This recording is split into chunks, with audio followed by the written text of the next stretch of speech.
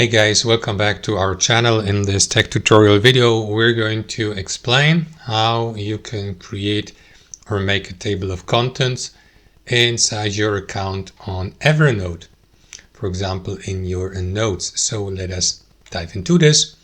Head over to your account on Evernote, navigate to Notes, select the note you would like to add a table of contents to. So, for example, we see that table of contents I created for demonstration purposes.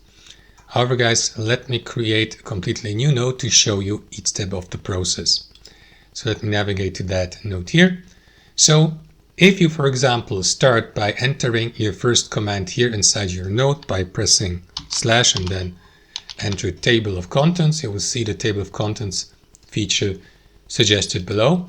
However, guys, without headings, table of contents don't make any sense at all.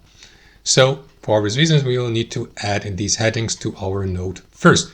So let me undo that and remove that table of contents and add it to our note later. So start by entering your first heading. Let me just give the note a title. All right, so start by entering the command / and then navigate through that menu and select one of these headings, large, medium, small. I will go with a medium header. And after that, simply give it, name the heading. Like for example, let's assume that's chapter 01. Press enter to skip to the next line and to fill the field below with text below the first chapter. Just like that. And then we add chapter number 2, press enter, / command, table of contents, or alternately, you simply click into table of contents from insert here. So let me add a second chapter first, / header,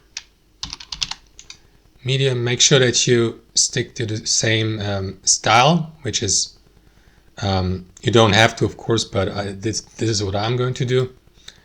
And give your second chapter a name.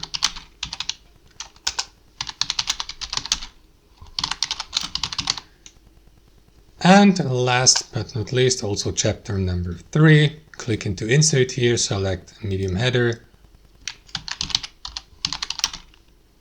press enter.